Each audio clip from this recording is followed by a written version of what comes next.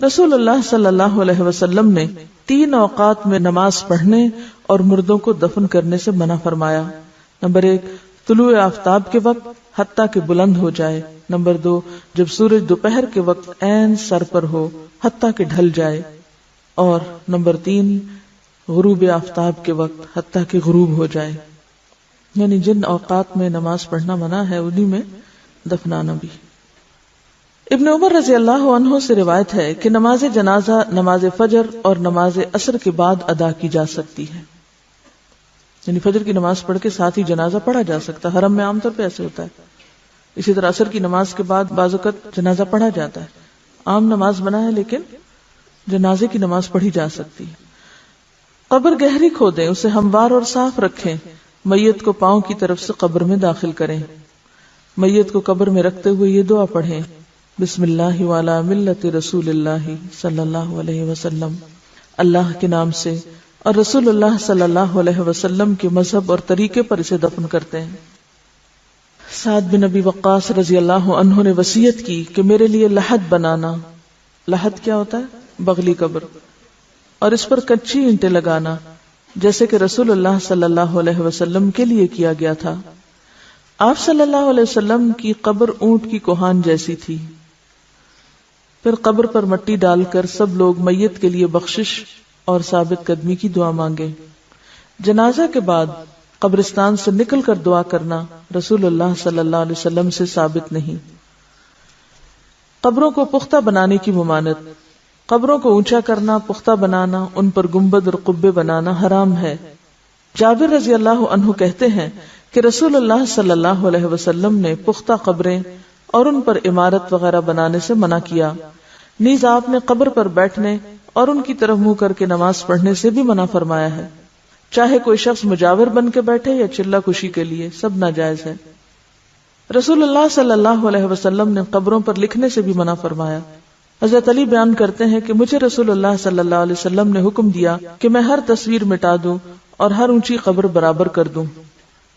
ام حبیبہ اور ام سلمہ نے رسول اللہ صلی اللہ علیہ وسلم سے ایک گرجے کا ذکر کیا کہ اس میں تصویریں لگی تھی, یعنی حبشہ کے علاقے میں جب یہ ہجرت کر کے گئی ہیں, کیونکہ عرب میں تو گرجا نہیں تھا. آپ نے فرمایا جب ان لوگوں کا کوئی نیک شخص مر جاتا تو وہ اس کی قبر پر مسجد بناتے اور وہاں تصویریں بناتے. قیامت کے دن یہ لوگ اللہ کے سامنے بدترین مخلوق ہوں گے. رسول اللہ صلی اللہ علیہ وسلم نے آخری بیماری مرض الموت میں فرمایا, اللہ تعالیٰ یہود و نصارہ پر لعنت کرے جنہوں نے اپنے پیغمبروں کی قبروں کو مسجدیں بنا لیا. حضرت عائشہ نے فرمایا اگر اس بات کا ڈر نہ ہوتا کہ لوگ آپ کی قبر کو مسجد بنا لیں گے تو آپ کی قبر کھلی جگہ میں ہوتی, یعنی اس ریسٹرکٹڈ ایریا میں نہیں. اور یاد رکھیے کہ یہ جو قبر کے ساتھ مسجد نبوی ہے یہ قبر کی وجہ سے نہیں بنائے گی, مسجد پہلے تھی اور قبر قریب بنائے گی اور پھر وسعت کی وجہ سے وہ ایک طرح سے جیسے مسجد کے اندر شامل ہوگی, حالانکہ اب بھی وہ ایک طرح سے الگ ہے, ایک کارنر پر ہے, بیچ میں نہیں آئی. ساری ایکسٹینشن پیچھے کی طرف ہوئی, آگے نہیں ہوئی. رسول اللہ صلی اللہ علیہ وسلم نے فرمایا میں نے تمہیں قبروں کی زیارت سے منع کیا تھا, اب تم ان کی زیارت کیا کرو. ایک روایت میں ہے قبروں کی زیارت موت یاد دلاتی ہے. شیخ البانی فرماتے ہیں نبی صلی اللہ علیہ وسلم نے قبروں کی زیارت کرنے والی عورتوں پہ لعنت کی, مگر اس کے بعد آپ نے اجازت دے دی تو اس میں مرد عورت دونوں شامل ہیں. آپ صلی اللہ علیہ وسلم ایک ایسی عورت کے پاس سے گزرے جو قبر پر بیٹھی رو رہی تھی. آپ نے اسے اللہ سے ڈرنے اور صبر کرنے کا حکم دیا. اگر عورتوں کا قبرستان جانا ناجائز ہوتا تو آپ اس کو قبرستان آنے سے بھی منع کرتے, صرف رونے سے نہیں بلکہ وہاں بیٹھنے سے یا آنے سے بھی. حضرت عائشہ اپنے بھائی عبد الرحمن کی قبر کی زیارت کو گئیں. ان سے کہا گیا کیا نبی صلی اللہ علیہ وسلم نے عورتوں کو اس سے منع نہیں کیا؟ تو حضرت عائشہ نے فرمایا پہلے منع کیا تھا پھر اجازت دے دی تھی.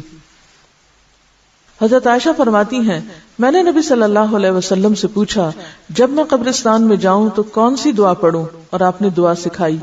تو اس سے کیا پتہ چلتا ہے کہ عورت جا سکتی ہے لیکن کثرت سے جانا منع ہے, ورنہ تو آپ کہتے کہ تم نے جانا ہی کیا ہے وہاں تو کیوں یہ دعا سیکھتی ہوں.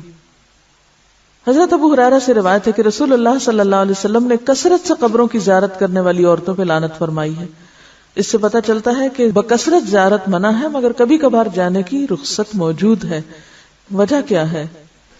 آپ صلی اللہ علیہ وسلم فرمایا فزوروها فانها تزهد الدنيا وتذكر الاخرہ، ان کی زیارت کیا کرو کیونکہ یہ دنیا سے بے رغبتی کرواتی ہیں انسان کو اور آخرت کی یاد دلاتی ہیں۔ رسول اللہ صلی اللہ علیہ وسلم نے فرمایا مردوں کو برا نہ کہو، جو اعمال انہوں نے کیے تھے وہ انہیں مل گئے۔ ہم لوگ اس ادب اور اخلاق سے بھی عاری ہیں، وہیں بیٹھے بیٹھے شروع ہو جاتے ہیں کہ اس کا چہرہ ایسے لگ رہا ہے، اس کے ہونٹ ایسے ہیں تو اس کا ناک ایسا ہے تو اس کی رنگ ایسا ہو رہا ہے تو اس نے پتہ نہیں کون کون سا گناہ کیا ہوگا۔ حالانکہ بعض بیماریاں ایسی ہوتی ہیں کہ جن کی وجہ سے سکن کا رنگ تبدیل ہو جاتا ہے۔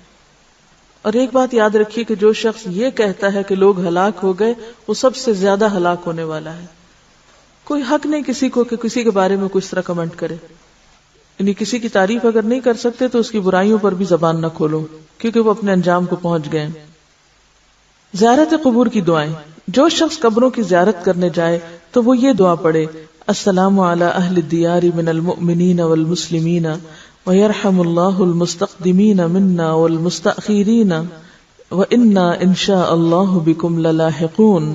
مومن اور مسلمان گھر والوں پر سلامتی ہو، ہم میں سے آگے جانے والوں اور پیچھے رہنے والوں پر اللہ تعالی رحم فرمائے، اور اگر اللہ نے چاہا تو ہم بھی عنقریب تم سے ملنے والے ہیں۔ مسلم ہی کی ایک روایت میں یہ الفاظ بھی ہیں اسأل اللہ لنا ولکم العافیہ، میں اللہ تعالیٰ سے اپنے اور تمہارے لیے عافیت کی دعا کرتا ہوں۔ آپ نے سوال یہ کیا تھا کہ اگر کوئی شخص کہیں فوت ہو جائے تو اس کو ٹرانسپورٹ کر کے دوسری جگہ لے جایا جا سکتا ہے؟ پسندیدہ تو یہی ہے کہ جہاں کوئی فوت ہوئے وہیں دفن کرے، کیونکہ زمین تو ساری اللہ کی ہے۔ کیونکہ ظاہر ہے کہ کسی مردے کو ٹرانسپورٹ کرنا آسان کام نہیں، الا یہ کہ کہیں کوئی مسلمانوں کا قبرستان نہیں یا کوئی جگہ نہیں مل رہی تو دوسری جگہ لے جا کے دفن کر دیں، لیکن کتنا خرچ اٹھتا ہے اس پہ۔ مجھے یاد ہے کہ ایک زمانہ تھا کہ جب انگلینڈ میں رہنے والے مسلمان تقریباً سارے مردوں کو پاکستان روانہ کرتے تھے اور اس کے لیے باقاعدہ فنڈ ریزنگ کرتے، چندے اکٹھے کرتے اور ہزاروں پاؤنڈ اس پہ خرچ کرتے تھے۔ میرے خیال میں اگر وہیں پر قبرستان کا انتظام کر لیتے، جب اپنے گھر انہوں نے وہاں بنائے ہوئے ہیں تو مردوں کے لیے پاکستان ہی کیوں، ان کو بھی وہیں چھوڑ دیں۔ اسی پیسے سے اگر ہر کوئی اپنے اس مردے کے نام پہ ایک ایک سکول اپنے گاؤں میں بنوا دیتا تو کتنے بچوں کی تعلیم کا انتظام ہو جاتا اور اس مردے کے لیے بھی صدقہ جاریہ ہوتا۔ ہم بعض اوقات غیر ضروری جگہوں پر مال خرچ کرتے ہیں، حالانکہ اس سے بہتر مقامات اور مواقع موجود ہوتے ہیں جن پہ اگر تھوڑا سا غیر جذباتی ہو کے سوچا جائے تو بہت فائدہ ہو سکتا ہے۔ جیسے اگر ایک مردے کے اوپر 1000 پاؤنڈ بھی خرچ آیا ہے، مجھے نہیں معلوم آج کل کتنا ٹکٹ ہے مردے کے لیے، کیونکہ وہ ایک سواری کا نہیں، ویسا 2 یا 3 کے برابر ٹکٹ ہوتا ہے، اس کو ویسے بھی وہ لگیج میں ڈال کے بھیجتے ہیں، اندر جہاز میں اوپر تھوڑی رکھتے ہیں۔ تو کرامت کے بھی خلاف بات بنتی ہے نا، کہ ایک شخص جو فوت ہو چکا ہے، اب اس نے جانا زمین میں ہی ہے، وہاں اس زمین میں ڈالنے کے لیے کسی اور زمین میں آپ اس کو بھیج رہے ہیں، اور پھر اس سے حاصل کیا ہوگا؟ یعنی صرف دوسروں کی تسلی کے لیے، اور پھر اس پہ کتنے کتنے دن گھروں میں، وہ تو ایک خرچہ ہے نا کہ ٹکٹ آپ کو وہاں سے لینا پڑے گا اس کے لیے۔ 1000 پاؤنڈ اگر لگتا ہے تو آج کل 1000 پاؤنڈ جو ہے وہ تقریباً میرے خیال ہے لاکھ کے برابر ہے، یہ زیادہ ہے، میرے خیال ہے 1,14,000 یا 20 کچھ اس طرح بنے گا۔ اب اتنے پیسوں میں آپ کسی ایک گاؤں میں 2 کمروں کا سکول بنا سکتے ہیں۔ اچھا، پھر انتظار میں جو وقت گزرتا ہے، 8 دن بعد میت آ رہی ہے، 8 دن گھر میں مجلس قائم ہے، سب لوگ کام کاج چھوڑ کے پتہ نہیں کہاں کہاں سے اکٹھے ہو رہے ہیں، اور پھر اس پر جو کھانے پینے کا خرچ چلتا ہے، لوگ قرضہ اٹھا اٹھا کے آنے والوں کی خاطرداری کر رہے ہوتے ہیں، وہ سارا اگر ملایا جائے تو اس سے کہیں بہتر کام ہو سکتے ہیں، اور جانے والے کے لیے دعا کر کے صبر کیا جائے، کیونکہ تھوڑے دن ہیں ہمارے بھی، وہیں جا بیٹھیں گے ہم بھی۔ تو جب ہمارے سامنے مقاصد واضح نہیں ہوتے تو پھر ہم اپنے جذبات، اپنی تسلی، اپنے سکون اور اپنی خواہش پورے کرنے کے لیے بلا ضرورت اس طرح کی تکلیف کرتے ہیں۔ اور جب نبی صلی اللہ علیہ وسلم کی واضح حدیث ہے کہ جلدی کرو، دیر نہ کرو، تو پھر کوئی جواز نہیں۔ دیکھیے، ایک شخص وہاں سے آئے گا، آ کے بس صرف شکل دیکھے گا اور روئے دھوئے گا اور خلاص۔ آپ پہلے اتنا عرصہ کہاں تھے؟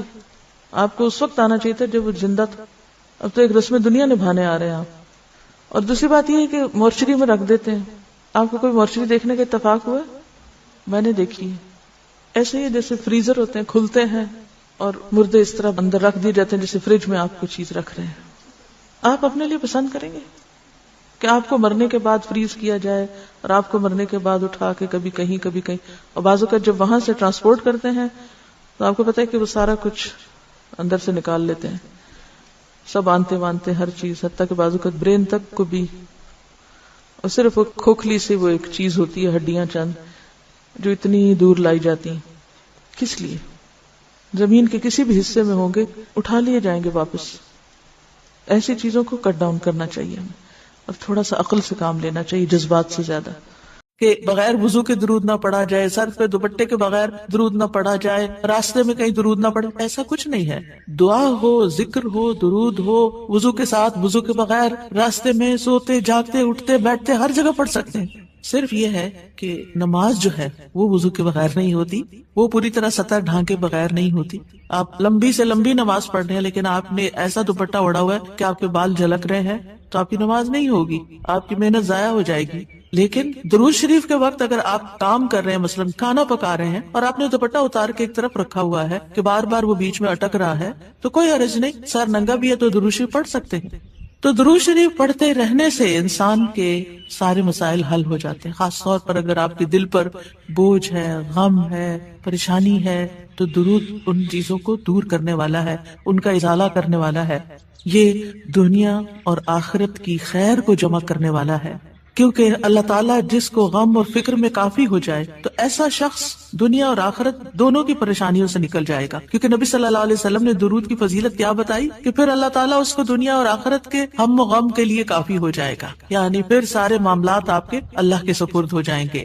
یعنی اذن یکفیک اللہ ما اہمک، تمہاری دینی، دنیاوی، اخروی معاملات، ہر چیز میں جو پریشانیاں ہیں انشاءاللہ وہ دور ہو جائیں گی. اس کی وجہ کیا ہے؟ اس کی وجہ یہ ہے کہ انسان اللہ سبحانہ وتعالیٰ کی طرف متوجہ ہوتا ہے اور ایک محسن کے احسانات کو یاد کرتا ہے. یعنی جیسے شکر نعمتوں کو بڑھاتا ہے نا، لَإِن شَكَرْتُمْ لَأَزِيدَنَّكُمْ، اگر تم نے شکر ادا کیا تو میں تمہیں کیا کروں گا؟ اور نعمتیں دوں گا. درود شریف کیا ہے؟ اگر آپ غور کریں تو درود کیا ہے؟ درود دراصل نبی صلی اللہ علیہ وسلم کے ہم پر جو احسانات ہیں کہ آپ نے ہمیں ایمان سے روشناس کیا، قرآن سے روشناس کیا، حکمت سے روشناس کیا اور ہماری خاطر دعائیں کی، بے شمار احسانات ہیں نا آپ صلی اللہ علیہ وسلم. آج ہم آپ کو کیا بدلہ دے سکتے ہیں؟ کس شکل میں بدلہ دے سکتے ہیں؟ ہم آپ کے لیے کیا کر سکتے ہیں؟ اب ہمارے والدین ہمارے ساتھ احسان کرتے ہیں تو ہم ان کی خدمت کرتے ہیں، ہم ان کو کچھ پکا کے دے دیتے ہیں، ہم ان کو کچھ کھلا دیتے ہیں، ہم ان کو کچھ گفٹ دے دیتے ہیں، یعنی مختلف طریقے سے ماں باپ کو خوش کرنے کی کوشش کرتے ہیں، چاہے انہیں ضرورت ہو یا نہ ہو. ہم سب ایسے ہی کرتے ہیں. یعنی ہم یہ تھوڑی دیکھتے ہیں کہ ان کو اس وقت ہمارے لاڈ پیار کی ضرورت ہے یا نہیں ہے، وہ دکھی ہیں، پریشان ہیں یا نہیں ہے. ہم اپنی محبت کا اظہار کسی نہ کسی شکل میں کرتے رہتے ہیں. وہ فوت ہو جاتا ہے تو پھر کیا کرتے ہیں؟ پھر ان کو وزٹ نہیں کر سکتے، ان کو دیکھ نہیں سکتے، ان کو کچھ دے نہیں سکتے، انہیں کچھ کھلا پلا نہیں سکتے. پھر ہم ان کے لیے بس صرف دعائیں کرتے ہیں یا صدقہ خیرات کر دیتے ہیں. یہی چیزیں ان کو فائدہ دیتی ہیں. نبی صلی اللہ علیہ وسلم کے احسانات ہم پر سب انسانوں سے زیادہ ہیں، ہمارے ماں باپ سے بھی زیادہ ہیں ہم پر. اگر ہم سیرہ پڑھیں اور دیکھیں کہ آپ نے کتنے دکھ اٹھائے، کتنے غم اٹھائے، کتنی پریشانیوں سے گزرے تو حیران ہو جاتا ہے انسان کہ اتنی بھی سچی خیر خواہی کسی انسان کے اندر ہو سکتی. النبی اولا بالمؤمنین من انفسہم، نبی تو تم سے بھی زیادہ تمہارے لیے مہربان ہے. یعنی ہم اپنی جانوں کے بارے میں اتنے فکر مند نہیں ہوتے، ہم اپنے آپ کو خود جہنم کی آگ سے بچانے کے لیے وہ فکر نہیں کرتے جتنی فکر ہمارے نبی صلی اللہ علیہ وسلم نے ہمارے لیے کی. تو ان کے احسانات کا بدلہ کیسے دیں گے ہم ان کے لیے کیا کریں گے؟ ہم ان کے لیے درود پڑھیں گے. تو یہ درود کا پڑھنا آپ کے احسانات کا بدلہ تو ہم کہاں سے دے سکتے ہیں، لیکن اس کے جواب میں ایک شکریہ ادا کرنے کا انداز ہے. ان کی مہربانیوں کو اکنالج کرتے ہیں، کیونکہ جو شکر گزار انسان ہوتا ہے وہ دنیا میں بھی مطمئن ہوتا ہے، اس کی ایک فلفلمنٹ ہوتی ہے، اور پھر یہ ہے کہ اس کے آگے کے مرحلے بھی آسان ہوتے ہیں. وہ جس کے ساتھ بھی شکر گزاری کا معاملہ کرتا ہے، عام انسانوں کے ساتھ بھی، تو وہ ان کا محبوب بن جاتا ہے. تو جب ہم اللہ تعالیٰ کا شکر ادا کرتے ہیں تو کیا ہم اللہ کے محبوب نہیں ہوں؟ جب ہم رسول اللہ صلی اللہ علیہ وسلم کو شکریہ ادا کرتے ہیں، اور شکریہ ادا کرنا صرف زبان سے تھینک یو کہنا نہیں ہوتا، وہ مختلف طریقے سے کسی کو دعا دینا بھی. یعنی اگر ہم کسی کے احسان کا بدلہ صرف دعا کی شکل میں بھی دیتے ہیں تو یہ بھی شکریہ ادا کرنے کی بہت بڑی قسم ہے، اور پلٹ کر واپس تو اپنے اوپر ہی آتا ہے. یعنی جب شکر کسی کا ادا کرتے ہیں، جب کسی کے احسان مند ہوتے ہیں، ایک ہوتا ہے بس صرف تکلفاً رسماً ایک فیشن کے طور پہ ایک روٹین کے طور پر کسی کو تھینک یو بول دینا، نہیں، دل سے جینوئنلی دوسرے کا شکر گزار ہونا، یہ اس کے دل میں آپ کی محبت بڑھاتا ہے. اس میں آپ کی نیت یہ نہیں ہوتی کہ وہ مجھ سے محبت کرے، نہیں، آپ اس کو اکنالج کر رہے ہوتے ہیں، اس کا احسان مان رہے ہوتے ہیں، اور اللہ تعالیٰ اس کے دل میں آپ کی محبت ڈال دیتا ہے. اور جو ناشکرے انسان ہوتے ہیں، جو ناقدرے ہوتے ہیں، سب سے پہلے تو ہم اللہ ہی کے حق میں ناقدرے، وما قدر اللہ حق قدری، ہم نے اللہ کی قدر ہی نہیں کی جیسا قدر کرنے کا حق ہے، ہم نے نبی صلی اللہ علیہ وسلم کی قدر ہی نہیں کی جیسا کہ قدر کرنے کا حق ہے. تو ہماری یہ تسبیحات اور ہمارا یہ درود شریف اس قدر کی طرف بڑھنے کا ایک چھوٹا سا جسچر ہے کہ ہم واقعی اس بات کو مانتے ہیں کہ ان کے ہم پر احسانات تھے. لہٰذا جب ہم درود پڑھتے ہیں تو اس کا مطلب یہ ہے کہ ہم نے باقی چیزیں چھوڑی اور ہم آپ کا حق ادا کرنے کی طرف متوجہ ہو گئے. تو یہ چیز اللہ تعالیٰ کو کتنی پسند آتی ہوگی کہ یہ اپنے لیے کچھ نہیں مانگ رہا، اپنے لیے نہیں کچھ مانگ رہا، اپنی باتیں نہیں کر رہا، یہ اپنے غموں کو بھول کے، اپنے کاموں کو چھوڑ کے صرف نبی صلی اللہ علیہ وسلم پر درود بھیج رہا ہے، یعنی ان کا احسان مان کر ان کا شکریہ ادا کرتے ہوئے ان کے لیے دعا کر رہا ہے. نبی صلی اللہ علیہ وسلم اللہ تعالیٰ کے محبوب ہیں، سب سے بہترین بندے ہیں، سب سے بہترین نبی ہیں، اللہ تعالیٰ ان سے محبت کرتا ہے. اللہ تعالیٰ فرماتے ہیں قل ان کنتم تحبون اللہ فاتبعونی یحببکم اللہ، کہہ دیجیے اگر تم اللہ سے محبت کرتے ہو میری اتباع کرو، اللہ تم سے محبت کرے گا. تو نبی صلی اللہ علیہ وسلم کی اتباع ہو، آپ کی سنتوں پر عمل کرنا ہو، آپ پر درود پڑھنا ہو، یہ سب اس میں اضافہ کرتا ہے اللہ کی محبت بندے کو ملتی ہے. یحببکم اللہ، اللہ تم سے محبت کرے گا، اور اللہ تعالیٰ جس سے محبت کرے پھر اس کی تو بات ہی کیا. سیجعل لهم الرحمن ودا، اس کے مسائل کیسے حل نہیں ہوں گے، اس کے مسائل ضرور حل ہوں گے، اس کے غم دور ہوں گے، اس کی پریشانیاں دور ہوں گی. لہٰذا جب ہم اس سٹیٹ میں آ جاتے ہیں تو پھر آپ دیکھیں کہ یہ درجہ اسے بھی بڑھ جاتا ہے جو ہم اپنے لیے خود کچھ مانگ رہے ہوتے ہیں نا. کیونکہ جب آپ کو کسی سے محبت ہوتی ہے آپ اس کے لیے کچھ بھی کرنے کو تیار ہو. یہ تو انسان کا حال ہے، انسان کی محبت ہے نا. جس انسان سے اللہ کو محبت ہو پھر اس کے مسئلے کیسے حل نہیں ہوں گے؟ اللہ سبحانہ تعالیٰ اس کے لیے بہترین چیزیں کیوں نہیں کریں گے؟ تو اس طرح یہ درود جو ہے وہ دعا سے بھی بازی لے جاتا ہے کہ انسان اللہ کی محبت حاصل کر لیتا ہے، اور اس کے نتیجے میں دعائیں قبول ہوتی ہیں اور اللہ تعالیٰ کی طرف سے رحمتیں آتی ہیں، درجے بلند ہوتے ہیں، گناہ معاف ہوتے ہیں. لیکن اس کا یہ مطلب ہرگز نہیں کہ آپ باقی دعائیں نہ مانگیں، کیونکہ خود نبی صلی اللہ علیہ وسلم نے ساری دعائیں مانگی ہیں. یہ جو ہم آپ کو جتنی بھی دعائیں سکھا رہے ہیں یہ مسنون دعائیں ہیں، ان کو دعا سمجھ کے پڑھیں اور اس کو ریپیٹڈلی پڑھیں، کیونکہ دعا میں تکرار بھی ضروری ہے. ہم آداب میں پڑھ چکے ہیں، اصرار ضروری ہے، تکرار ضروری ہے، افتقار ضروری ہے. تو اپنی محتاجی، اپنی عاجزی، اپنی ہمبلنس کو ظاہر کرتے ہوئے اللہ تعالیٰ سے مانگتے رہیں. تو درود جو ہے اس کے بارے میں جو قرآن مجید میں آتا ہے، آئے دوبارہ سنتے ہیں. بے شک اللہ اور اس کے فرشتے نبی پر رحمت بھیجتے ہیں.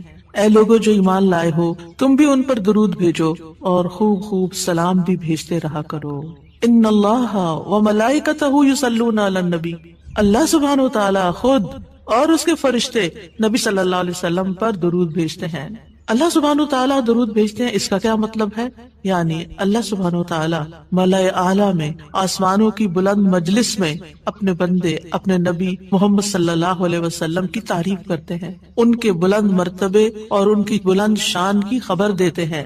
اللہ تعالیٰ ان کی خود تعریف کرتے ہیں، ثنا کرتے ہیں، آپ پر رحمتیں اور برکتیں نازل کرتے ہیں.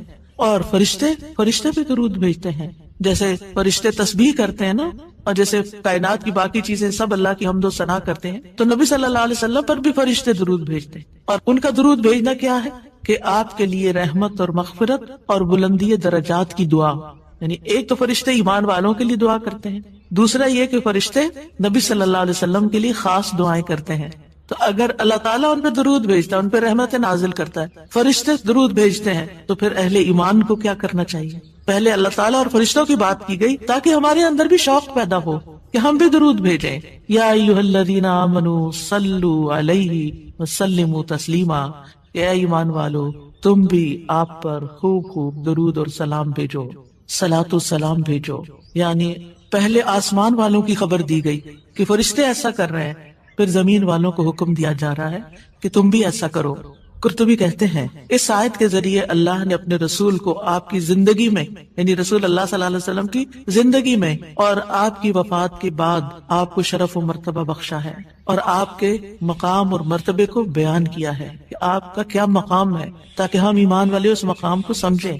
تو دوسرے لفظوں میں آپ صلی اللہ علیہ وسلم کے لیے اوپر کے جہان اور نیچے کے جہان میں تعریفیں ہوتی، یعنی ہم بھی آپ کی تعریف کرتے ہیں اور فرشتے بھی آپ کی تعریف کرتے ہیں، ہم بھی آپ کے لیے دعائیں کرتے ہیں، فرشتے بھی آپ کے لیے دعائیں کرتے ہیں، اور اللہ سبحانہ وتعالیٰ ملائے اعلیٰ میں مقرب فرشتوں کے پاس اپنے نبی کی تعریف کرتے ہیں۔ اب دیکھیں کہ دنیا میں طرح طرح کی مجالس ہوتی ہیں، کچھ مجالس بڑی خاص ہوتی ہیں، خاص لوگ صرف انوائٹڈ ہوتے ہیں، ہر کوئی نہیں وہاں جا سکتا۔ آسمانوں میں بھی خاص مجالس، اللہ سبحانہ وتعالیٰ کے جو خاص مقرب فرشتے ہیں جنہیں وہ حکم دیا گیا تھا کہ آدم کو سجدہ کرو، جن کے سامنے اللہ تعالیٰ نے یہ بات رکھی تھی کہ میں آدم کو پیدا کرنے جا رہا ہوں، یہ گیدرنگ جو ہے اس کو ملائے اعلیٰ کہتے ہیں۔ ملا کہتے ہیں سرداروں کو، اور اعلیٰ کہتے ہیں بلند سردار۔ تو یہ ایلیٹ کلاس ہے فرشتوں کی کہ جس کے سامنے اللہ سبحانہ وتعالیٰ نے حضرت آدم کی پیدائش کی بات کی تھی اور پھر اس کے بعد سجدے کا حکم دیا گیا تھا، تو مقرب فرشتوں کے درمیان یا ان کے پاس اللہ سبحانہ وتعالیٰ نبی صلی اللہ علیہ وسلم کی تعریف کرتے ہیں۔ ذرا سوچئے، امیجن کیجئے فرشتوں کی مجلس۔ ویسے تو کوئی فرشتہ اللہ کی نافرمانی نہیں کرتا، ہر فرشتہ اطاعت گزار ہے، ہر فرشتہ اللہ کی بات مانتا۔ یفعلون ما یؤمرون، لپکتے ہیں، دوڑتے ہیں، بھاگتے ہیں، تیز بھاگتے ہیں ایک دوسرے سے، فالسابقات سبقا، ایک دوسرے سے سبقت لے جاتے ہیں اللہ کا حکم ماننے میں۔ یعنی فرشتوں کا یہ حال ہے، لیکن ان کی کیٹیگریز ہیں۔ سورۃ فاطر کے شروع میں کیا ہوتا ہے؟ جاعل الملائکۃ رسلا اولی اجنحۃ مثنی وثلاث ورباع ویزید فی الخلق ما یشاء۔ 2 پروں والے فرشتے بھی ہیں، 3 والے بھی ہیں، 4 والے بھی ہیں، اور پھر اللہ جتنی چاہتا ہے بڑھا دیتا ہے۔ جبریل علیہ السلام کے تو 600 پر ہیں۔ سوچئے کیا کیفیت ہوگی ان کی۔ اور پھر جو حاملین عرش فرشتے ہیں، ان کی کندھے سے لے کے یہاں کان کی لو تک 700 سال کا فاصلہ ہے۔ اتنا عرصہ کوئی سفر کرتا رہے۔ اب آپ خود سوچیں کہ اتنے بڑے فرشتے ہیں وہ، ان کے سامنے اللہ سبحانہ وتعالیٰ محمد صلی اللہ علیہ وسلم کی تعریف فرماتے ہیں۔ آپ کے مقام کا اندازہ کریں، کیا ہم نے قدر کی اپنے نبی کی؟ ہم کیا درود پڑھتے ہیں، ہم کیا تعریف کرتے ہیں، ہم کتنا جانتے ہیں آپ کو، ہم آپ کی سنت کو کیا سمجھتے ہیں؟ حدیث، یہ تو حدیث ہے، یہ قرآن تو نہیں ہے۔ استغفر اللہ، آپ نے دین کے مختلف چیزوں میں فرق کر دیا جس کو خود رسول اللہ صلی اللہ علیہ وسلم دے کر گئے تھے، آپ کس راہ پہ چل پڑے؟ تو آپ سوچئے کہ اللہ کے رسول صلی اللہ علیہ وسلم کی تعریف وہاں ہو رہی، راہ گزرتا بھی کوئی ہماری تعریف کر دے نا تو ہم ایسے بھول جاتے ہیں کہ بڑی چیز ہو گئے، ہم پتہ نہیں کیا بن گئے ہیں۔ اس کو بھی بہت کچھ سمجھتے ہیں، کبھی فیس بک پہ لگاتے ہیں یہ فلاں نے ہماری تعریف کی ہے، کبھی کچھ کرتے ہیں، کبھی کچھ کرتے ہیں تعریف۔ آپ سوچئے پھر ہم کیا ہے اور محمد صلی اللہ علیہ وسلم کیا ہے جن کی تعریف اللہ تعالیٰ کر رہے ہیں اور وہ فرشتوں کی مجلس میں کر رہے ہیں۔ اس تعریف کا کیا کہنا؟ ایسے پیغمبر پر، ایسے نبی پر کیا ہم درود نہیں بھیجیں گے؟ کیا ہم ان کے لیے دعائیں نہیں کریں گے؟ اللہ سبحانہ تعالیٰ سے ان کے لیے وسیلہ نہیں مانگیں گے؟ تو صلاۃ کا جو لفظ ہے، صلاۃ کا لفظ اس کے معنی میں رحمت بھی ہے، ذکر خیر بھی ہے، دعا بھی ہے۔ رحمت، ذکر خیر اور دعا۔ قاموس میں ہے الصلاۃ الدعاء والرحمت والاستغفار وحسن الثناء من اللہ عز وجل علی رسولہ صلی اللہ علیہ وسلم۔ صلاۃ سے مراد دعا، رحمت، استغفار اور اللہ عز وجل کی طرف سے اس کے رسول کی تعریف ہے۔ یعنی درود کا یہ مطلب ہے، یعنی اللہ تعالیٰ کی طرف سے صلاۃ بھیجنے کا مطلب کیا کہ اللہ تعالیٰ آپ سے راضی ہیں اور آپ پر رحمت نازل کرتے ہیں۔ یعنی اللہ تعالیٰ آپ پر درود بھیجتے ہیں، یعنی آپ پر رحمت نازل کرتے ہیں اور آپ سے راضی ہیں۔ ابن قیم کہتے ہیں نبی صلی اللہ علیہ وسلم پر اللہ کے صلاۃ بھیجنے سے مراد اللہ سبحانہ تعالیٰ کا آپ کی تعریف کرنا ہے اور آپ کی دیکھ بھال کرنا ہے اور آپ کے شرف کو ظاہر کرنا ہے اور آپ کی فضیلت اور حرمت کو ثابت کرنا ہے۔ اور فرشتوں کے صلاۃ بھیجنے کا مطلب کہ وہ دعا کے معنی میں ہے کہ وہ نبی صلی اللہ علیہ وسلم کے لیے دعا مانگتے ہیں، اور یہ بھی ممکن ہے کہ وہ اللہ سبحانہ تعالیٰ کے ساتھ مل کر نبی صلی اللہ علیہ وسلم کی تعریف کرتے ہیں، کہ فرشتے بھی آپ کی تعریف کرتے ہیں۔ ابو عالیہ کہتے ہیں کہ معزز فرشتوں کا صلاۃ بھیجنا ان کا دعا کرنا ہے نبی صلی اللہ علیہ وسلم کے لیے۔ ابن عباس کہتے ہیں یصلون کا مطلب ہے وہ برکت کی دعا کرتے ہیں۔ یہ سارے معنی میں اختلاف نہیں ہے، یہ مختلف طریقے سے صلاۃ کے لفظ کو واضح کیا گیا، کیونکہ عام طور پر ہمیں لفظ درود کا بھی مطلب کوئی نہیں آتا ہوتا، یعنی کہ اگر کسی سے پوچھے درود کیا ہوتا ہے کچھ پتہ نہیں، بس ہوتا ہے درود۔ تو عربی میں درود نہیں کہتے، یہ فارسی کا لفظ ہے، عربی میں صلات کہتے ہیں، اور صلات میں یہ سارے معنی آ جاتے ہیں جو میں عرض کر رہی ہوں۔ اور امت کو کیا حکم ہے کہ وہ آپ کے لیے دعا بھی کریں اور آپ کے حکم کی تعظیم بھی کریں۔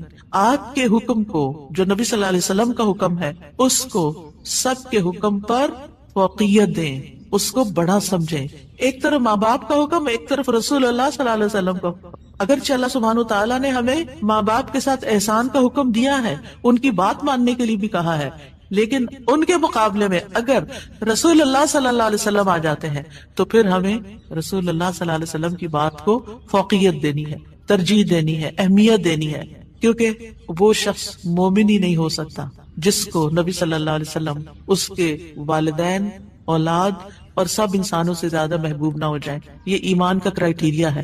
سارے انسانوں، چاہے کوئی کتنے بڑے بڑے اسکالرز ہوں، سائنٹسٹ ہوں، ریسرچرز ہوں، چاند پہ جانے والے لوگ ہوں، جو مرضی ہوں، جہاں رسول اللہ صلی اللہ علیہ وسلم کی بات آ گئی، یہ بات سچی ہے۔ صدق اللہ و رسولہ، اللہ اور اس کے رسول نے سچ کہا ہے، صحیح اوتھینٹک حدیث سامنے آ گئی ہے، ایسا ہی کرنا چاہیے۔ ریسرچز کہتی ہیں شہد نہ کھایا جائے کیونکہ اس میں بہت سویٹنس ہے، نہیں قرآن کہتا ہے کہ شہد میں شفا ہے۔ نبی صلی اللہ علیہ وسلم نے تجربہ کروایا تھا ایک شخص کو، وہ شہد سے پہلے بیمار ہوا تھا اور پھر اسی سے ہی وہ ٹھیک ہوا تھا جس کا پیٹ خراب ہوا تھا۔ ہمارا یقین ہے اگر شہد خالص ہے، شہد شہد ہے، کچھ اور نہیں، تو پھر اسی میں ہی شفا ہے۔ یہ ہو نہیں سکتا کہ جو بات قرآن کہہ دے اور جو بات نبی صلی اللہ علیہ وسلم کہہ دے پھر اس میں کوئی شک باقی رہے۔ کوئی شک نہیں، ہمیں اس شک کو دل سے نکالنا ہے۔ دو چیزیں ایمان میں خلل ڈالتی ہیں، شبہات اینڈ شہوات، کیونکہ جب ہمارے اندر ڈاؤٹس آ جاتے ہیں نا کسی چیز کے بارے میں تو پھر ہمارا یقین اٹھ جاتا ہے، پھر ہمارا عمل کمزور ہو جاتا ہے، اور اسی طرح جب ہماری خواہشات آگے آ جاتی ہیں تو پھر ہم لیزی ہو جاتے ہیں، ہم اپنی مرضی پسند کے محبوب کام کرنے لگتے ہیں اور دوسرے کاموں کو پیچھے کر دیتے ہیں، چاہے وہ ہمارے لیے زیادہ فائدے کی کیوں نہ ہو۔ ابن قیم کہتے ہیں ہمارا آپ پر صلات بھیجنا یہ ہے کہ ہم اللہ تعالیٰ سے مطالبہ کرتے ہیں، ہم اللہ تعالیٰ سے دعا کرتے ہیں، اللہم، کہ اے اللہ ہمارے نبی کی اور بھی زیادہ تعریف کریں اور آپ کی فضیلت اور شرف کو ظاہر کریں اور آپ کی تکریم اور اپنی قربت کا آپ ان کے لیے اظہار کریں، یعنی اے اللہ تعالیٰ آپ ان کو اور زیادہ محبوب بنا لیں، اور زیادہ ان کو عزت دیں، اور زیادہ ان کے درجے بلند کریں۔ اور یہ سچے دل سے تو دعا اسی کی ہوگی نا جو نبی صلی اللہ علیہ وسلم سے محبت کرتا ہوگا اور آپ کی اہمیت کو جانتا ہوگا۔ ان لوگوں کا درود کیا درود ہوگا جو نبی صلی اللہ علیہ وسلم کو وہ عزت اور مقام دیتے ہی نہیں جو واقعی ان کا ہے، کیونکہ جب تک کسی سے محبت نہ ہو تو اس کے لیے اس درجے کی دعا بھی نہیں ہو سکتی۔ چاہے دن میں کوئی 10 دفعہ آپ سے کہنا میرے لیے دعا کرو، آپ کریں گے، لیکن اس پیار سے وہ دعا نہیں نکلے گی جس پیار سے وہ دعا نکلے گی جس سے آپ کے لیے محبت، وہ نہ بھی گئے تو آپ اس کے لیے دعائیں کرتے رہتے ہیں۔ اور پھر یہاں پر اس آیت میں صرف صلات کی بات نہیں بلکہ کیا فرمایا، وَسَلِّمُوا تَسْلِيمًا، سلموا، آپ کو سلام کا تحفہ بھی دیں، صرف صلات نہیں بلکہ سلام بھی کریں۔ تسلیم کا کیا مطلب ہے کہ آپ پر خیر و برکات نازل ہوں، آپ پر اللہ کی رحمتیں اور سلامتیاں ہوں، اور آپ ہر طرح کی تکالیف اور آفتوں سے محفوظ رہیں، ہر طرح کے نقائص سے پاک رہیں۔ جب ہم کہتے ہیں نا اللہم سلم علی محمد، درود ویسے تو یوں پورا پڑھتے ہیں اللہم صلی وسلم علی نبینا محمد، تو اس کا مطلب کیا ہے کہ یا اللہ محمد صلی اللہ علیہ وسلم کے لیے آپ کی دعوت میں، یعنی آپ نے جو دعوت دی لوگوں کو اسلام کی طرف، آپ کی امت میں اور آپ کے ذکر خیر میں ہر طرح کی سلامتی لکھ دے، ہر طرح کے نقص سے سلامتی ہو جائے۔ اور اس طرح امت آپ کے لیے جتنی دعائیں کرتی جا رہی ہے، یعنی جب سے نبی صلی اللہ علیہ وسلم کے بارے میں یہ آیت اتری اور جب سے صحابہ کرام اور پھر تابعین، تبع تابعین اور امت کے باقی لوگ ان ساری صدیوں میں آپ کے لیے یہ دعا کر رہے ہیں، ان ساری دعاؤں کے اس درود کے نتیجے میں آپ کا مقام بلند ہوتا جا رہا ہے، ہوتا جا رہا ہے، ہوتا جا رہا ہے۔ آپ سوچئے کہ اللہ سبحانہ وتعالیٰ کتنا قدردان ہے۔ نبی صلی اللہ علیہ وسلم نے اپنی نبوت کی مختصر زندگی میں جو محنت کی سو کی، لیکن اس کا انعام اور صلہ کتنی خوبصورت شکل میں اللہ تعالیٰ دے رہا ہے کہ دنیا میں آپ کا نام بلند کر رہا ہے اور آپ کو بلندی عطا کر رہا ہے اور آپ کے لیے سب سے دعائیں کرنے کو کہہ رہا ہے۔ یعنی درود کیا ہے؟ نبی صلی اللہ علیہ وسلم کے لیے دعا، اور وہ دعائیں اللہ تعالیٰ قبول بھی کرتے جا رہے ہیں اور اس کے نتیجے میں نبی صلی اللہ علیہ وسلم کے درجات بلند ہوتے چلے جا رہے ہیں۔ تو سوچئے جو سنت کی پیروی کرے گا، جو آپ کے مشن کو آگے لے کے بڑھے گا، جو اخلاص کے ساتھ اس رستے کو اپنائے گا، جو یہی کام کرے گا جو محمد صلی اللہ علیہ وسلم نے کیے، جو آپ کا پیروکار ہوگا، جو آپ کی سنت کا متبع ہوگا، جو آپ کے اس مشن یعنی دین کی تبلیغ کے کام کو آگے لے کر بڑھے گا، کیا اللہ تعالیٰ اس کو ایسے ہی چھوڑ دیں گے؟ کیا اللہ سبحانہ تعالیٰ اس کی قدر نہیں کریں گے؟ ہم سب انسان کسی نہ کسی طرح دنیا میں بلندی چاہتے ہیں، کوئی ڈگری کے ذریعے، کوئی مال کے ذریعے، کوئی کسی ذریعے دوسروں سے آگے نکلنا چاہتا ہے، بلند مرتبہ ہونا چاہتا ہے، لیکن اس راستے کو چھوڑ دیتے ہیں کیونکہ اس راستے کو بظاہر یوں لگتا ہے کہ اس سے کیا ملے گا ہمیں، اس سے کون سی بلندی مل جائے گی، اور اس طرح ہم نبی صلی اللہ علیہ وسلم کے طریقہ کار کو چھوڑ کر اور طریقوں کو اختیار کرنے لگتے ہیں. ہم سمجھتے ہیں شاید اس میں زیادہ خیر ہے یا اس سے ہمیں زیادہ بھلائی یا کوئی بڑائی مل جائے گی. نہیں، اصل بات یہ ہے کہ ہمیں جو عزت یہ دین دے سکتا ہے، جو مرتبوں کی بلندی، جو اللہ کی رحمتیں، جو خیر اور لازوال نعمتیں جنہیں کبھی ختم نہیں ہونا، جو اس راستے سے مل سکتی ہیں، وہ دنیا میں کوئی اور راستہ ہے ہی نہیں ان سب نعمتوں کو پانے کا. پھر بھی ہم اپنے دین کو حقیر سمجھتے ہیں اور دین کی خدمت کو فارغ وقت کا کام سمجھتے ہیں اور پورے خوشی اور محبت اور خلوص کے ساتھ یہ کام نہیں کرنا چاہتے. ہمیں ضرورت رہتی ہے کہ کوئی اور آئے، دھکا سٹارٹ کرے اور پھر ہم آگے بڑھیں، کوئی ہمیں موٹیویٹ کرے تو پھر ہم کچھ کریں. ہم خود سے کچھ کرنے والے نہیں. ہم کس بات کے انتظار میں ہیں؟ اصل مشکل یہ کہ ہمارے یقین میں کمی ہے، تو اس یقین کو بڑھانے کی ضرورت ہے. تو اللہ سبحانہ وتعالی اپنے فرشتوں کے بعد ایمان والوں کو حکم دیتا ہے کہ اے مومنو، تم تو زیادہ حقدار ہو کہ نبی پر درود و سلام بھیجو، کیونکہ تمہیں ان کی رسالت سے جو برکتیں حاصل ہوئی ہیں، جو فیض حاصل ہوا ہے، وہ فرشتوں کو تو نہیں ہوا نا. فرشتے تو پہلے سے اللہ کی عبادت کرے. ہمیں عبادت کے طریقے کس نے سکھائے؟ محمد صلی اللہ علیہ وسلم نے سکھائے. آپ کی بدولت ہمیں یہ ساری نعمتیں ملی، تو ہمیں تو زیادہ پھر درود بھیجنا چاہیے. تو صلو علیہ وسلموا تسلیما. آپ کا حق اور آپ کی عزت اور آپ کی قدردانی صرف یہ نہیں کہ ہم آپ کی شان میں کوئی گستاخی نہ کریں یا کوئی گستاخی کرے تو اس کے پیچھے پڑ جائیں. آپ کا مقام اس سے زیادہ کا متقاضی ہے کہ آپ پر درود و سلام بھیجا جائے. اور یہ قرآن سے بھی ثابت اور یہ سنت سے بھی ثابت اور یہ فرشتوں کا طریقہ بھی ثابت. اسی لیے آپ دیکھیں کہ نماز کے اندر درود پڑھنا واجب ہے، واجب ہے. اگر آپ نے اتحیات پڑھ کے سلام پھیر دیا، درود نہیں پڑھا، تو آپ کی نماز ناقص ہے. لیکن اگر آپ کو وضو ٹوٹ رہا ہے مثال کے طور پر، اور آپ سوچتے ہیں کہ اب اگر میں اس موقع پر میری نماز جاتی ہے تو میں کیا کروں گا، تو اگر آپ صرف اتنا بھی پڑھ دیتے ہیں نا، اللہم صلی وسلم علی نبینا محمد، اور سلام پھیر دیتے، نماز ہو جاتی ہے. تو یہ یعنی عام حالات میں بھی ہم درود پڑھ سکتے ہیں اور نماز میں تو پڑھنا ہی پڑھنا ہے. اور پھر اذان کے بعد اور مختلف مواقع پر انشاءاللہ دیکھتے ہیں. شیخ سعدی کہتے ہیں آپ صلی اللہ علیہ وسلم پر درود بھیجنا اللہ سبحانہ وتعالی اور اس کے فرشتوں کی اقتدا ہے، اور جو حقوق ہم پہ عائد ہوتے ہیں اس کا بدلہ دینا بھی مقصود ہے.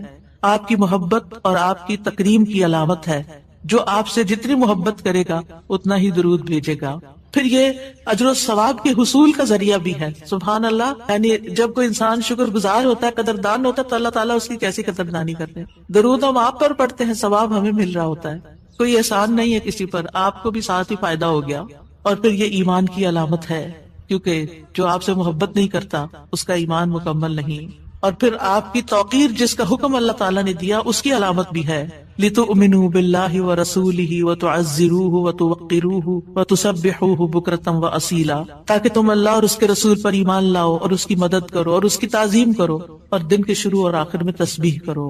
نبی صلی اللہ علیہ وسلم کی امت پر جو احسانات ہیں ان کا تھوڑا سا ذکر کرنا اس لیے ضروری ہے تاکہ یاد تازہ ہو جائے کہ آپ کے ذریعے ہمیں کیا کیا فیض ملا. سب سے بڑی بات یہ کہ وہ ہمارے بارے میں بڑے رحیم و شفیق تھے. لَقَدْ جَاءَكُمْ رَسُولٌ مِّنْ أَنفُسِكُمْ عَزِيزٌ عَلَيْهِ مَا عَنِتُّمْ حَرِيصٌ عَلَيْكُمْ بِالْمُؤْمِنِينَ رَءُوفٌ رَحِيمٌ. لوگوں تمہارے پاس تمہیں میں سے ایک رسول آیا ہے، اگر تمہیں کوئی تکلیف پہنچے تو اسے گراں گزرتی، اس کو تکلیف ہوتی. کیا ہمارے اندر بھی دوسروں کے لیے ایسے احساسات ہیں کہ کسی کو تکلیف پہنچے تو ہمیں تکلیف ہو جائے؟ نبی صلی اللہ علیہ وسلم کو ایمان والوں کی تکلیف سے تکلیف پہنچتی تھی. وہ تمہاری فلاح کا حریص ہے. ہم ہیں لوگوں کی فلاح کے حریص کہ ان کو ہدایت ہو جائے، دین کی طرف آ جائے. مومنوں پر نہایت مہربان اور رحم کرنے والا ہے. یہ ہیں ہمارے رسول جن کی گواہی اللہ تعالیٰ نے دی کہ ان کے اندر کے جذبات لوگوں کے لیے کیا ہے اور ان کا مشن کیا اور وہ چاہتے کیا ہیں آپ کے لیے. اور وہ اتنے شفیق اور مہربان ہے. یعنی ایک دائی کی بنیادی صفت ہونی چاہیے کہ وہ دوسروں سے محبت کرنے والا ہو، دوسروں کی خیر کرنے والا ہو.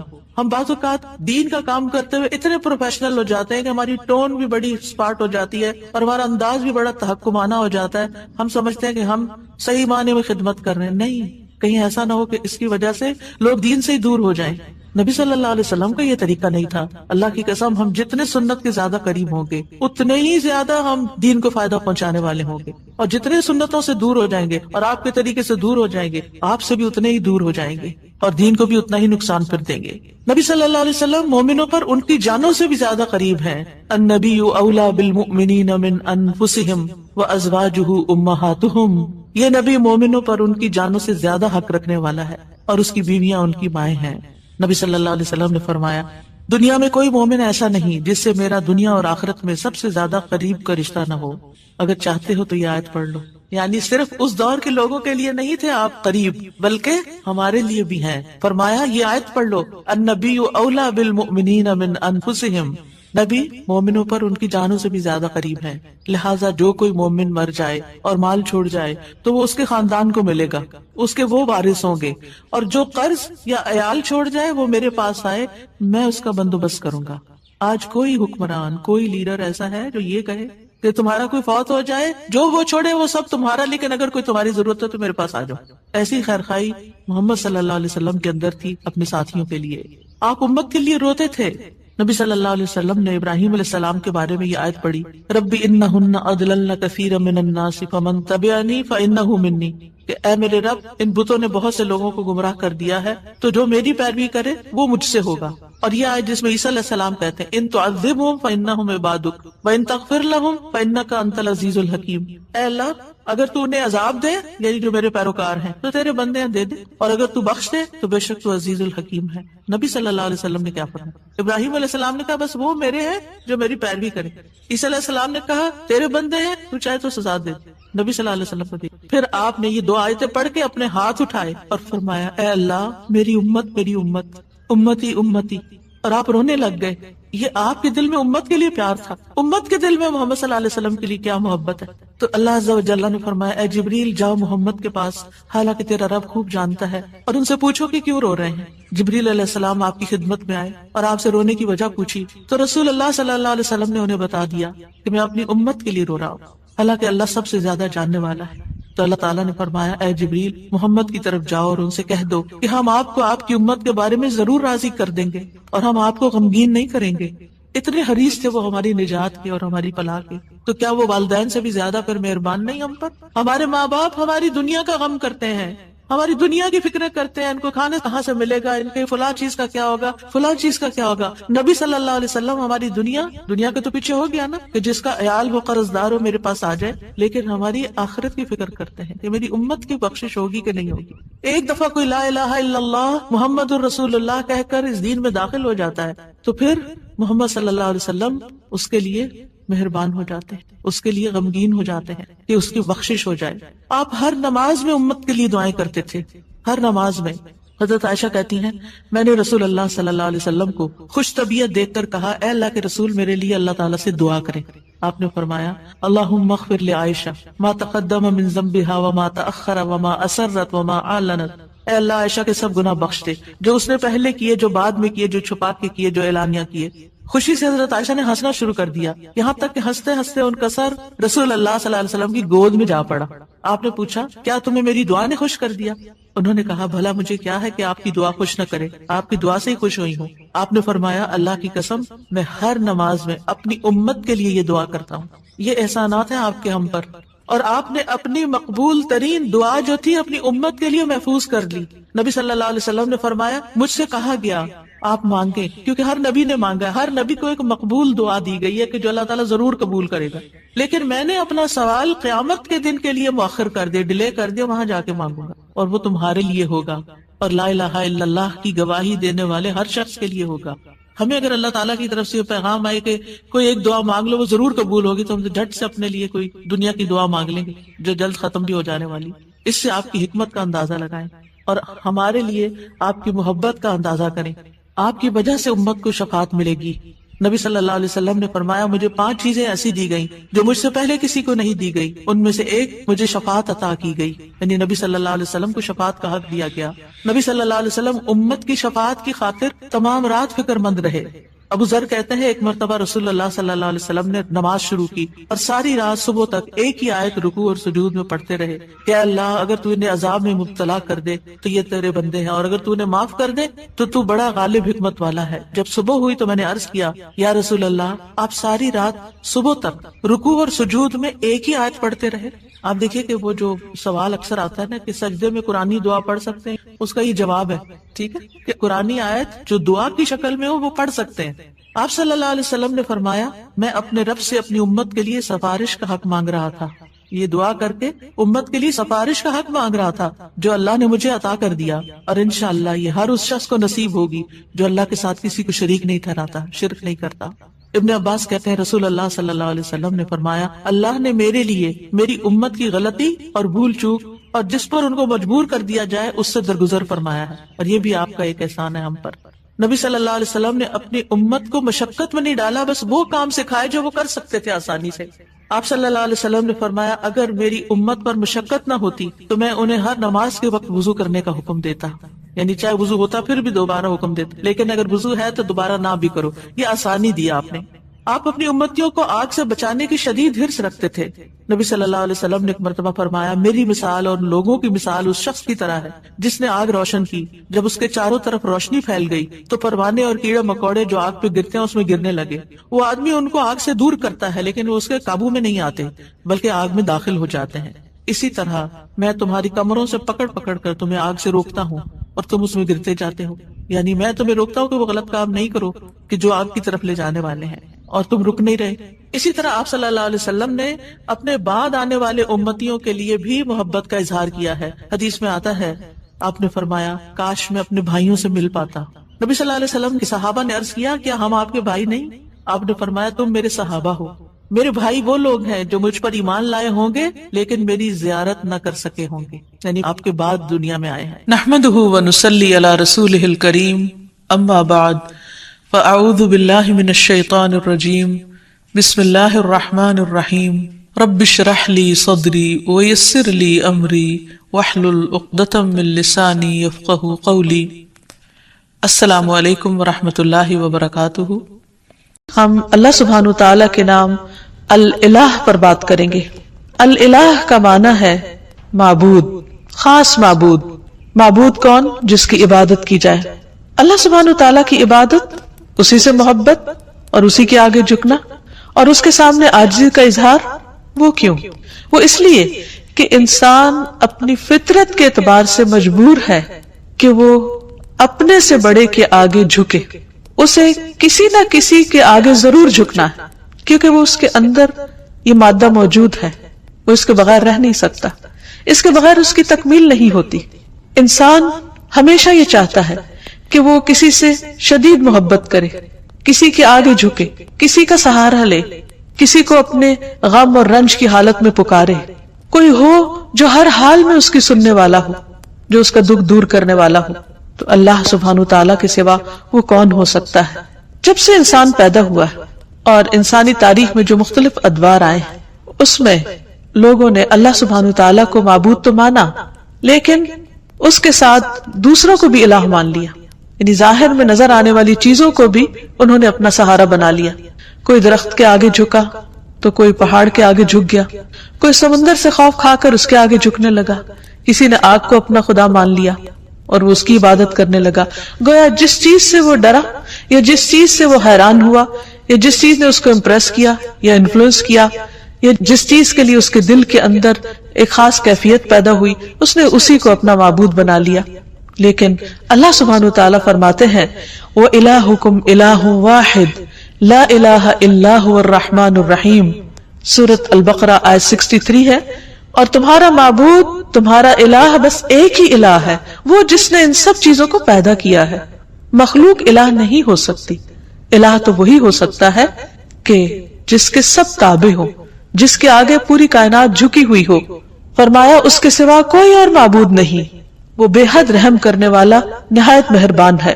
عربی زبان میں الہ کا لفظ اللہ سبحانہ تعالیٰ کے لیے استعمال ہوتا ہے، تو اس آیت سے پتہ یہ چلتا ہے کہ اللہ سبحانہ تعالیٰ اپنی الہیت میں منفرد ہے، یکتا ہے، اکیلا ہے، اور الوہیت کے اندر یعنی الہ ہونے کے اندر کمال علم، کمال قدرت، کمال رحمت اور کمال حکمت کے معنی پائے جاتے ہیں۔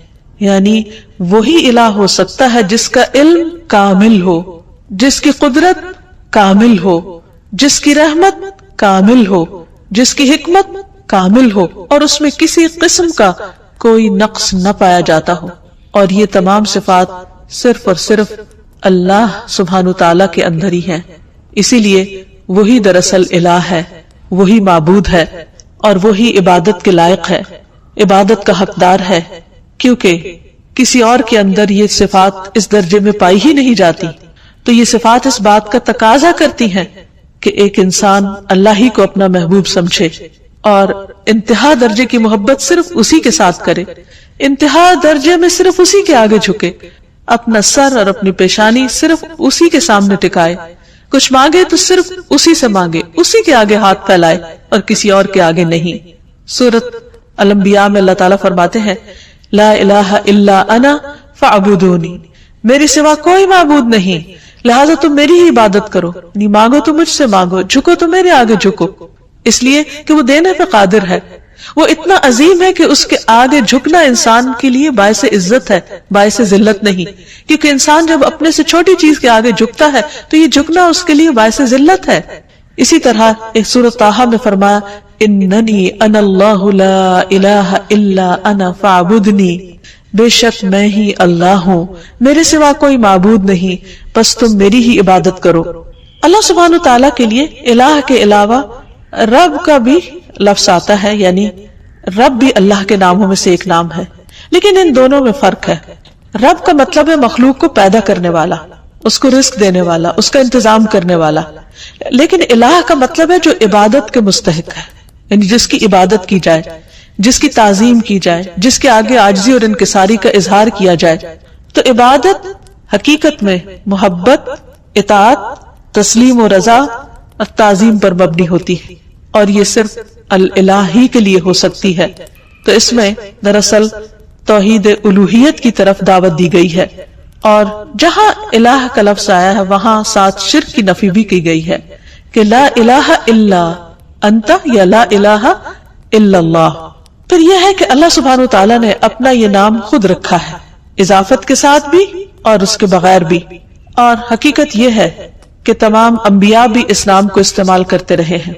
ہم دیکھتے ہیں کہ سورۃ البقرہ میں اللہ تعالیٰ کا ارشاد ہے، اللہ تعالیٰ جب یعقوب علیہ السلام کی وفات کا وقت ذکر کرتے ہیں کہ ام کنتم شہداء اذ حضر یعقوب الموت اذ قال لبنیہ ما تعبدون من بعدی، کیا تم حاضر تھے اس وقت جب یعقوب کو موت آئی، جب اس نے اپنے بچوں سے کہا کہ میرے بعد تم کس کی عبادت کرو گے، کس کے آگے جھکو گے؟ تو انہوں نے کیا کہا؟ نعبد الہک و الہ آبائک ابراہیم و اسماعیل و اسحاق الہا واحدا ونحن لہ مسلمون، ہم تیرے معبود نعبد الہک، اس کی عبادت کریں گے. یہاں بھی لفظ الہ استعمال ہوا ہے کہ جب عبادت کی بات ہے تو پھر ساتھ ہی الہ کا لفظ آ جاتا ہے کہ وہ خاص معبود جو عبادت کا مستحق ہے. تو تیرے معبود اور تیرے آبا یعنی ابراہیم، اسماعیل، اسحاق، ان سب کے الہ کی جو ایک ہی الہ ہے اس کی ہم سب عبادت کریں گے. تو گویا یعقوب علیہ السلام اپنی اولاد کو ایک اللہ الہ کی عبادت کی تاکید کر کے گئے، وصیت کر کے گئے. پھر اسی طرح اللہ کا نام الہ اللہ تعالی کی ذات اور اس کی صفات پر دلالت کرتا ہے، یعنی اللہ تعالی کا یہ نام جو ہے وہ اس کی صفات کو بھی بیان کرتا ہے. اور حقیقت یہ ہے کہ یہ صرف اللہ سبحانہ تعالیٰ ہی کے لیے ہے. یہاں یہ بات بھی یاد رہے کہ اللہ سبحانہ تعالیٰ نے خود اپنے ساتھ دوسرے الہوں کا انکار کیا ہے. قرآن مجید میں اللہ تعالیٰ فرماتے ہیں سورۃ المؤمنون میں مَتَّخَذَ اللَّهُ مِن وَلَدٍ، اللہ نے کوئی اولاد نہیں بنائی، وَمَا كَانَ مَعَهُ مِنْ إِلَٰهٍ، اور اس کے ساتھ کبھی کوئی الہ رہا ہی نہیں، کوئی اور الہ ہے ہی نہیں، نہ تھا نہ ہے اور نہ کبھی ہو سکتا ہے. کیوں؟ اس کے لیے بہت خوبصورت دلیل دی گئی کہ اِذًا لَذَهَبَ كُلُّ إِلَٰهٍ بِمَا خَلَقَ، اگر کوئی اور الہ ہوتا تو وہ جو اس نے بنایا ہوتا وہ اپنے ساتھ لے جاتا، یہ باہم کلیش بھی ہوتا. وَلَا عَلَى بَعْضُهُمْ عَلَى بَعْضٍ، اور ان میں سے بعض پہ چڑھائی کر دیتے، کیونکہ جب اختیارات بہت سے لوگوں کے ایک جیسے ہوں تو ان میں سے پھر وہ دوسروں سے آگے بڑھنے کے لیے ان کو ہرانے کی کوشش کرے گا. سبحان اللہ، اللہ پاک ہے عما یصفون، اس سے جو وہ وصف بیان کرتے ہیں اللہ کا، یعنی اللہ سبحانہ تعالیٰ کے ساتھ کوئی اور الہ ہو ہی نہیں سکتا، کیونکہ کوئی اور ایسی صفات کے لائق ہی نہیں اور کوئی معبود ہے ہی نہیں. عبادت کا مستحق صرف اللہ ہے. تمام انبیاء نے اسی کی دعوت دی ہے. اعبدوا اللہ ما لکم من الہ غیرہ، اللہ کی عبادت کرو، اس کے سوا تمہارا کوئی الہ نہیں. واعبدوا اللہ ولا تشرکوا بہ شیئا، اور اللہ کی عبادت کرو اور اس کے ساتھ کسی کو شریک نہ ٹھہراؤ، کیونکہ ہماری زندگی کا مقصد ہی عبادت ہے اور عبادت اللہ کا حق ہے. اس لیے ہمیں سوچ سمجھ کر اس حق کو ادا کرنا ہے. ایسا نہ ہو کہ ہم کوشش بھی کریں، محنت بھی کریں، لیکن وہ اس کے ہاں قبول نہ ہو جس نے دراصل ہمیں پیدا ہی اس کام کے لیے کیا ہے. معاذ رضی اللہ عنہ سے مروی ہے کہ نبی صلی اللہ علیہ وسلم جس گدھے پر سوار تھے، میں اس کے اوپر آپ کے ساتھ پیچھے بیٹھا ہوا تھا. سواری کر کے کہیں جا رہے تھے. اس گدھے کا نام عفیر تھا. آپ نے فرمایا، اے معاذ، کیا تمہیں معلوم ہے کہ اللہ تعالیٰ کا حق اپنے بندوں پر کیا ہے اور بندوں کا حق اللہ تعالیٰ پر کیا ہے؟ میں نے کہا کہ اللہ اور اس کا رسول ہی زیادہ جانتے ہیں. آپ نے فرمایا، اللہ کا حق اپنے بندوں پر یہ ہے کہ وہ اس کی عبادت کرے اور اس کے ساتھ کسی دوسرے کو شریک نہ ٹھہرائے، اور بندوں کا حق اللہ پر یہ ہے کہ جو بندہ اللہ کے ساتھ کسی کو شریک نہ ٹھہرائے اللہ اسے عذاب نہ دے. یعنی جو شخص توحید پر ہو پھر اللہ سبحانہ وتعالیٰ اس کو اپنے عذاب سے، سزا سے محفوظ رکھے.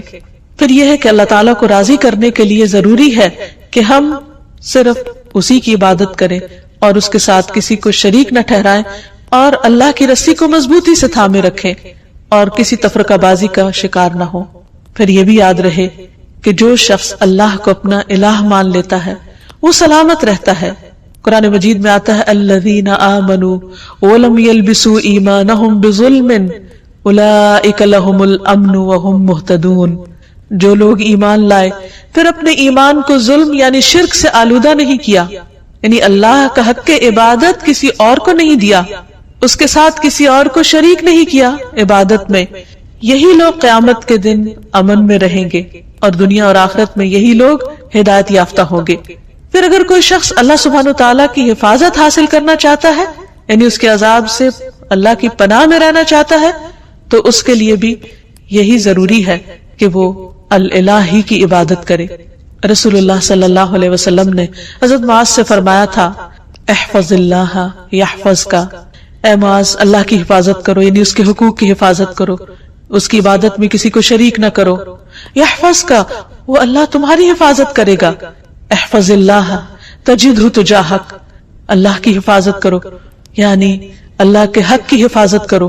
تجدہ تجاہک، تم اسے اپنے سامنے پاؤ گے. پھر جب تمہیں اس سے کوئی کام ہوگا، ضرورت ہوگی، تم اس کو پکارو گے، اور پکارنا بھی تو عبادت ہے، تو وہ تمہاری پکار سنے گا، تمہاری مدد کرے گا اور تمہاری محتاجی کو بھی دور کرے گا. عام طور پر ہم یہ سمجھتے ہیں کہ اگر ہم اللہ سبحانہ تعالیٰ کی عبادت کریں گے تو شاید زندگی ہم پر مشکل ہو جائے، ہمارے حالات تنگ ہو جائیں، یا پھر ہمارے لیے دنیا کے کام کاج کا وقت نہ بچے. حالانکہ حقیقت اس کے برعکس ہے. اللہ تعالیٰ فرماتے ہیں، حدیث قدسی ہے، اے ابن آدم، یعنی اے آدم کی اولاد، تم اپنے آپ کو میری عبادت کے لیے فارغ کر لو، یعنی میری عبادت کے لیے بھی وقت نکالو، میں تمہارے دل کو بے نیازی سے بھر دوں گا، یعنی تمہیں ایک خاص قسم کی سیٹسفیکشن عطا کروں گا. ورنہ بعض اوقات کیا ہوتا ہے، انسان کے پاس بہت کچھ بھی ہوتا ہے لیکن اس کے دل کو اطمینان نہیں ہوتا، اس کے اندر ایک ویکیوم سا ہوتا ہے، اس کے اندر ایک خلا ہوتا ہے، اس کے اندر اطمینان نہیں ہوتا. وہ بہت کچھ کرتے ہوئے بھی یوں سمجھتا ہے کہ جیسے وہ کچھ کر نہیں پا رہا، اسے اپنا مطلوب حاصل نہیں ہو رہا، کیونکہ مطلوب حاصل اسی وقت ہو سکتا ہے جب وہ اللہ کو اپنا مطلوب بنائے اور اس کی عبادت کرے. تو اللہ تعالیٰ کا یہ وعدہ ہے کہ جو شخص اللہ کی عبادت کے لیے وقت نکالے گا، مثلا وقت پر نماز پڑھے گا، وقت پر اپنے فرائض ادا کرے گا، اللہ سبحانہ وتعالیٰ اس کے دل کے اندر ایک غنا پیدا کر دیں گے اور تمہارا فقر یعنی محتاجی دور کر دوں گا، وہ خلا دور کر دوں گا. لیکن اگر تم ایسا نہیں کرو گے تو میں تمہارے دونوں ہاتھ کاموں میں مشغول کر دوں گا، انتہائی مصروف ہو جاؤ گے، اور اس کے باوجود تمہارا فقر، تمہاری محتاجی، تمہاری ضرورت دور نہیں ہوگی. یعنی خواہ انسان کے پاس کتنا کچھ بھی ہو، اس کے اندر یہی ایک احساس ہوگا کہ ابھی میرے پاس کچھ نہیں. سب کچھ ہوتے ہوئے بھی اس کو اللہ کی نعمتیں یاد نہیں رہیں گی، اور اس کے دل کے اندر ایک خوف اور ایک پریشانی اور ایک بے چینی سی رہے گی. اس کے برعکس جو لوگ عبادت کریں گے وہ دنیا میں بھی مطمئن رہیں گے اور آخرت میں بھی اللہ کے عرش کے سائے میں اور جنت میں ہوں گے. نبی صلی اللہ علیہ وسلم نے فرمایا، 7 قسم کے لوگوں کو اللہ تعالیٰ اس دن اپنے عرش کے سائے تلے جگہ عطا فرمائیں گے جس دن اس کے سائے کے سوا کوئی سایہ نہ ہوگا. ان میں سے ایک وہ نوجوان جس کی جوانی اللہ کی عبادت میں گزری، کیونکہ بہت سے لوگ جوانی کی حالت میں اللہ تعالیٰ کی طرف رجوع نہیں کرتے. وہ سوچتے ہیں کہ جوانی تو دنیا میں انجوائے کرنے کے لیے ہے، دنیا کمانے کے لیے. جب سب کچھ کر چکیں گے، جب سارے شوق پورے کر لیں گے تو ہاں پھر بڑھاپے میں اللہ کی عبادت کے لیے اپنے آپ کو فارغ کر لیں گے، ریٹائرمنٹ کی عمر میں پھر عبادت ہو جائے گی. نہیں، ہمیں نہیں معلوم کہ ہم ریٹائرمنٹ کی عمر کو پہنچتے ہیں یا نہیں، بڑھاپے والی زندگی ملتی بھی ہے یا نہیں، اور اگر ملے بھی تو وہ اپنے 700 تکلیفیں لے کر آتا ہے، پھر وہ تو سب سے نکمی عمر ہوتی. تو کیا کسی مومن کو یہ زیب دیتا ہے کہ وہ اپنی زندگی کا بہترین حصہ تو اس فانی دنیا کے لیے خرچ کرے، اس فانی دنیا میں استعمال کرے، اور اپنی زندگی کا نکما حصہ اللہ سبحانہ و تعالیٰ کو دے؟ تو اسی لیے جو لوگ اپنی زندگی کا بہترین حصہ یعنی جوانی اللہ کی عبادت میں گزاریں گے، اللہ تعالیٰ کی طرف سے عائد کردہ جو فرائض ہیں ان کو پورا کرتے ہوئے گزاریں گے، اللہ تعالیٰ کی اطاعت اور فرما برداری میں گزاریں گے، تو اللہ سبحانہ و تعالیٰ قیامت کے اس طویل دن جو ایک دن 50,000 سال کا ہے، جس دن سورج بہت قریب آ چکا ہوگا، اس دن اللہ تعالیٰ ایسے لوگوں کو اپنے عرش کے سائے تلے جگہ دیں گے. نبی صلی اللہ علیہ وسلم نے یہ بھی فرمایا، جو شخص اللہ کی عبادت اس طرح کرے کہ اس کے ساتھ کسی کو شریک نہ کرے، اور شرک کرنے میں صرف ایسا نہیں کہ غیر اللہ یا ایسے آبجیکٹس کی پوجا کرنا جو اللہ نے تخلیق کیے ہیں، بلکہ اس میں ریاکاری کرنا، شو آف کرنا، لوگوں کو خوش کرنے کے لیے دین کے کام کرنا. اگر انسان صرف اور صرف اللہ کی رضا کے لیے اچھے کام کرتا ہے، نماز قائم کرتا ہے، زکوٰۃ دیتا ہے، اللہ کی بات سنتا ہے اور مانتا ہے، تو اللہ تعالیٰ اسے جنت کے 8 دروازوں میں سے داخل ہونے کا اختیار دے دے گا کہ جس سے چاہو چلے جاؤ، جو تمہیں پسند ہے اس سے اندر آ جاؤ. یعنی کس قدر شاندار ویلکم ہوگا ایسے شخص کا جو دنیا میں شوق سے، رضا سے، خوشی سے اللہ کی طرف دوڑتا ہے، اللہ کی عبادت کرتا ہے.